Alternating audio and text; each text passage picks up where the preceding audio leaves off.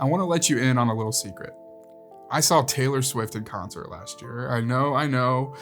Well, actually, it's not really a secret at all. I'm not ashamed by it. In fact, Taylor Swift is my number one most listened to artist on Spotify of all time. She's been my number one artist on Spotify Wrapped each and every year that I've had a Spotify account. She is my favorite artist. She just is. And this concert was awesome. Granted, we were in the very top row with our backs against the wall. Taylor Swift herself was smaller than an insect from our perspective, but occupying the same space, breathing the same air as her was enough for me, my wife, my 3 sisters, their fiancés and boyfriends, my cousins and their boyfriends, and my mom, dad, uncles, grandparents. Could keep going. It was a whole family affair, 14 of us in total, and yeah, the music was great. And Cruel Summer, absolutely perfect to hear live, but there was something that may have been more important than the concert itself: the outfits.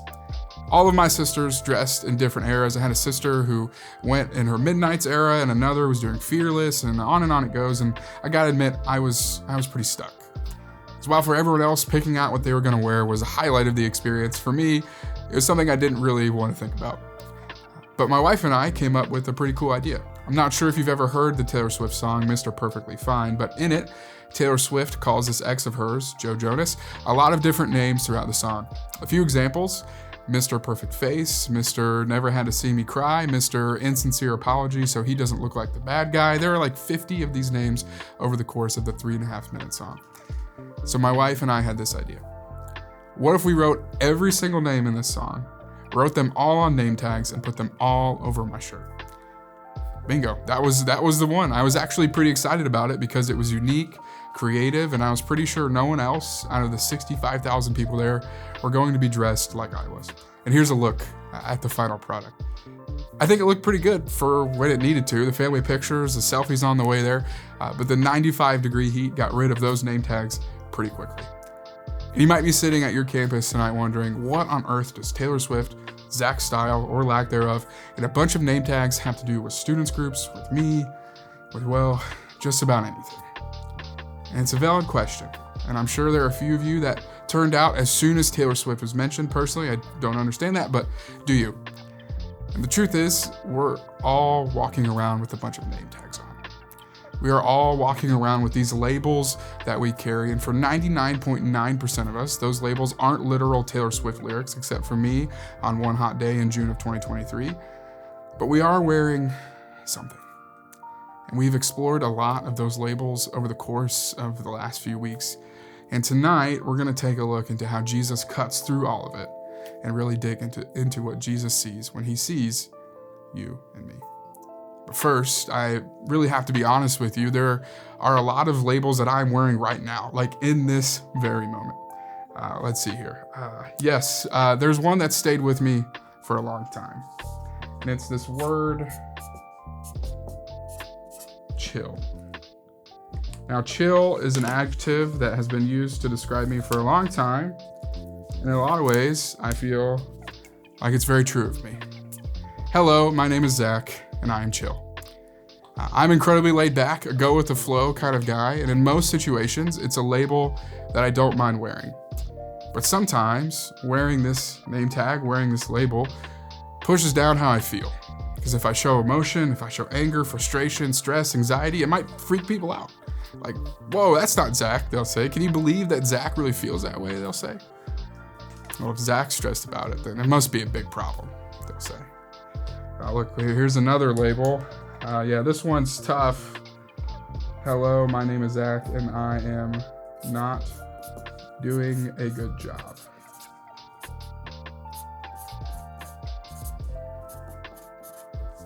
This one is tough to wear, admittedly, but it's one that's followed me around for a while. And it's self-imposed, I admit. I have a tendency to walk around this world constantly wondering if I am doing a good job. At work, at home, all over the place, and a lot of the times, it's exhausting. It just seems to follow me around everywhere, and I can't take the thing off of me. Okay, one more. Hello, my name is Zach, and I am unworthy. Maybe you find yourself relating to that one. I think it's easy for me, and maybe you feel similarly, to feel like I've messed up too much, that I've let God down too often, and that I'm ultimately not worth God's time or anyone's time, attention, and love. And these labels sometimes feel bigger than a name tag. Sometimes they feel like these huge signs that are just constantly over your head, and it feels like everyone can see them coming from a mile away. And today, we're going to take a look at a woman who's wearing a lot of labels, who had a lot of name tags on. So if you've got a Bible app, turn to there with me, the book of John, which is in the New Testament, and is one of the Gospels and tells the story of Jesus's life. And we're in John chapter 4, starting in verse 4. It starts like this. Now he had to go through Samaria. So he came to a town in Samaria called Sychar, near the plot of ground Jacob had given to his sons Joseph. Jacob's well was there, and Jesus, tired as he was from the journey, sat down by the well. It was about noon. And when a Samaritan woman came to draw water, Jesus said to her, "Will you give me a drink?" The Samaritan woman said to him, "You are a Jew, and I am a Samaritan woman. How can you ask me for a drink?" Okay, so we're already seeing a couple labels here, right? Jesus comes to this well in Samaria. He's tired. My guy just wants to rest for a minute. And a Samaritan woman then comes to the well, and Jesus offers her a drink. Seems like a pretty small thing, right? Well, in this day and age back then, Jesus does something here that hardly anyone else dared to do. See, Jews and Samaritans hated each other, and I mean, they hated each other so much so that they would take longer routes to get to their destinations, sometimes taking up entire days just to avoid one another. It would be like if you got in a car after students group today and put in destinations to a friend's house, and the quickest route says it takes only 15 minutes, but unfortunately, your mortal enemy is on the way there, so you take a different route that takes an hour and a half just to avoid them. And that's how deep this hatred goes. And Jesus, with one question, isn't interested in the labels. Doesn't care what other people see. He doesn't care that one of the labels, one of the name tags that she had on, was a Samaritan.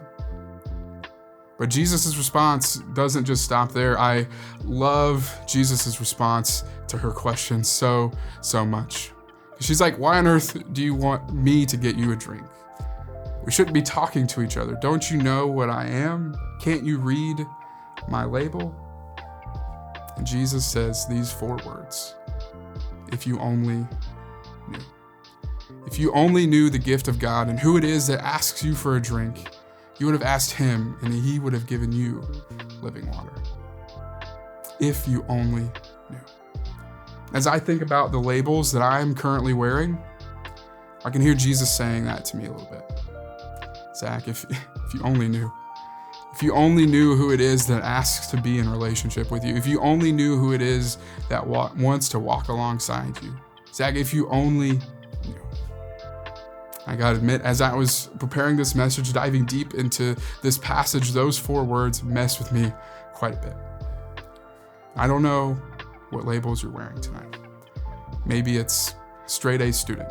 Maybe that's the one you're wearing. And while, yeah, good grades aren't bad, this label has brought with it a lot of pressure from you, from parents, from school. And this label, when the grade isn't good enough, starts to make you feel like you're failing, not just in school, but like everywhere else too. But I think Jesus is sitting there right next to you. Imagine him at the well with a gentle posture saying, "If you only knew. If you only knew how much I already think of you. If you only knew that you have nothing to prove in my eyes." And maybe one of the labels you're wearing tonight is boyfriend or girlfriend or a particular relationship. And listen, there's a chance, I'm just saying, there's a chance that this relationship might not work out how you thought, and it might be tough. Or maybe you're going through that right now or have before, and you've just found yourself looking at that label thinking, why can't anybody just love me for me? And Jesus is sitting there right there saying, if you only knew. If you only knew how much I love you, how I created you in my image, that you are my masterpiece. Or maybe one of the labels you're wearing tonight is athlete. And that's how a lot of people see you. That's maybe how you see yourself. And maybe you don't make the team next year, or you didn't this year. Maybe you get hurt and it changes the direction of your future in that sport. Or that's happened to you already. And you find yourself asking, well, if I take off this label, who really am I? And Jesus again is right there saying, if you only knew that I see you as you are and I'm proud of you. If only you knew that I didn't love you because you were good at basketball or field hockey or softball or football or whatever, I love you unconditionally. If you're like me, maybe hearing those 4 words tonight stopped you in your tracks as well. Because I started to realize while I was looking at these labels, Jesus saw something else. The labels that he saw: loved, chosen, seen, worthy, more than enough. And what's even crazier, this story isn't even over yet. See, Jesus hasn't even touched on the labels that this Samaritan woman is really ashamed to wear. Later on in the chapter, in verse 17, Jesus will point out to this Samaritan woman that she's been married 5 times, and the man she's living with now is not her husband. I'm sure she was shocked. This was the reason she came to get water in the middle of the day with nobody else around. This was the exact encounter she was dreading all day, getting the strength to go get some water, hoping nobody would bring this up. But Jesus doesn't do what she expects. Instead of condemnation or mockery or anger, Jesus paints her a picture of what Jesus is here to do. Verses 21 through 24 say, "Woman, believe me, a time is coming when you will worship the Father neither on this mountain nor in Jerusalem. You Samaritans worship what you do not know. We worship what we do know, for salvation is from the Jews. Yet a time is coming and has now come when the true worshipers will worship with the Father in spirit and in truth, for they are the kind of worshipers the Father seeks. God is spirit, and his worshipers must worship in the spirit and in truth."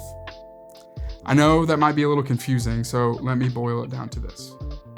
Jesus is saying those labels, those name tags you wear, in my kingdom, we don't see those.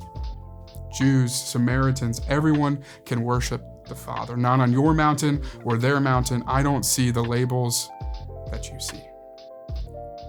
If you've taken anything away from this series over the last few weeks, I hope that you've come to know that while we wear these name tags, while we wear these labels, Jesus looks at you and he doesn't see those things. He sees his child that he loves, that he crafted and created and molded and shaped and is proud of. If you only knew. But we don't have to wonder anymore, because Jesus ultimately showed us how he feels about us by going to the cross. The ultimate, if you only knew. He didn't have to say it. He showed it. He went to the cross, took our labels onto himself, and rose again in 3 days, conquering death, conquering sin, conquering all the messed up stuff forever.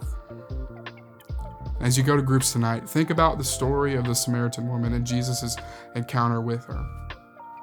What labels are you wearing tonight as we wrap up this series? If you had to replace those labels with the labels that Jesus gives you, what would they say? And how would things be different if those labels we were proud to wear?